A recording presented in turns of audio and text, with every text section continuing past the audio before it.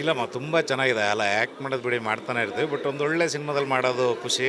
Especially ನಮ್ಮ ಧರ್ಮಣ್ಣ ಒಳ್ಳೆ ಆರ್ಟ್ಲಿ ತುಂಬ ಒಳ್ಳೆ ಮನುಷ್ಯ.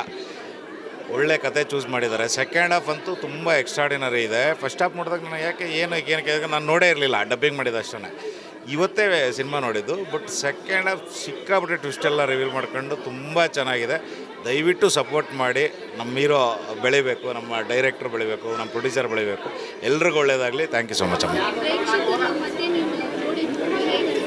ಖುಷಿ ಅಲ್ವ ನಾವು ಇಷ್ಟೆಲ್ಲ ಮಾಡೋದೇ ಜನಗಳ ಮಧ್ಯೆ ನೋಡಬೇಕು ಅಂತ. ಬಟ್ ಹೌದು, ಬಂದಿದ್ದ ತಕ್ಷಣ ಎಲ್ಲ ಸಿಳ್ಳೆ ಚಪ್ಪಳೆ ಹೊಡೆದ ತಕ್ಷಣ ಏನೋ ಒಂಥರ ರೋಮಾಂಚನ.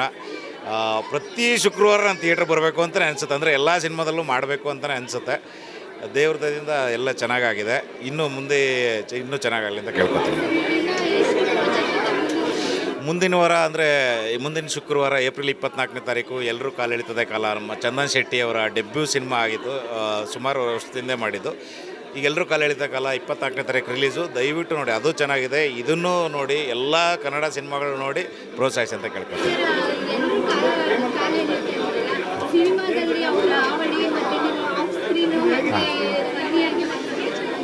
ಇಲ್ಲ, ಅದ್ರ ಬಗ್ಗೆ ಈಗ ಏನು ಮಾತಾಡಲ್ಲ. ಆ ಸಿನಿಮಾ ನೋಡಾದ್ಮೇಲೆ ಮಾತಾಡೋಣ. ತುಂಬ ಮಜಾ ಇದೆ, ದಯವಿಟ್ಟು ನೋಡಿ.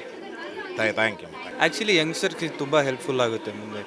ಅವ್ರು ಏನೇನು ಮಾಡಬಾರ್ದು ಅದೆಲ್ಲ ತುಂಬ ಹೆಲ್ಪ್ಫುಲ್ ಆಗುತ್ತೆ. ನನಗೆ ಸೆಕೆಂಡ್ ಪಾರ್ಟ್ ತುಂಬ ಇಷ್ಟ ಆಯಿತು. ಸಸ್ಪೆನ್ಸ್ ತುಂಬ ಇತ್ತು. ಸೊ ಅದು ಮಾತ್ರ ತುಂಬ ಇಷ್ಟ ಆಯಿತು. ಓವರಾಗಿ ಏನು ಹೇಳ್ಬೇಕಂದ್ರೆ ಯಂಗ್ಸ್ಟರ್ಸ್ ತುಂಬ ಹೆಲ್ಪ್ಫುಲ್ ಆಗುತ್ತೆ ಈ ಮೂವಿ. ಅವ್ರು ಏನೇನು ಮಾಡಬಾರ್ದು ಇದೆಲ್ಲ ಮೂವಿ ತುಂಬ ಚೆನ್ನಾಗಿದೆ. ಇವಾಗ ಇನ್ ಜನ್ರೇಷನ್ಗೆ ಒಂದು ಲೈಕ್ ಕರೆಕ್ಟ್ ಮೆಸೇಜ್ ಇರೋ ಮೂವಿ ಅನಿಸ್ತು. ನಿಮ್ಮ ಸರ್ಕಲಲ್ಲಿ ನಮ್ಮ ಕೇಳ್ತಾ ಇರ್ತೀವಿ, ಅಂದರೆ ಯೂಶ್ವಲಿ ಕೇಳೋದೇ ಅಲ್ವಾ ಇದು ಡೈಲಿ. ಇವಾಗಿಂದು ನಮ್ಮ ಸರ್ಕಲಲ್ಲಿಲ್ಲ, ಬಟ್ ಯೂಶ್ವಲಿ ಕೇಳ್ತಾ ಇರ್ತೀವಿ. ಹಾಂ, ಸಿನಿಮಾ ಚೆನ್ನಾಗಿತ್ತು. ಎಲ್ಲರೂ ಬಂದು ಥಿಯೇಟರ್ಗೆ ನೋಡಬೇಕು. ಬಿಕಾಸ್ ಇದು ಒಳ್ಳೆ ಮೆಸೇಜ್ ಇರೋ ಕನ್ನಡ ಮೂವಿ.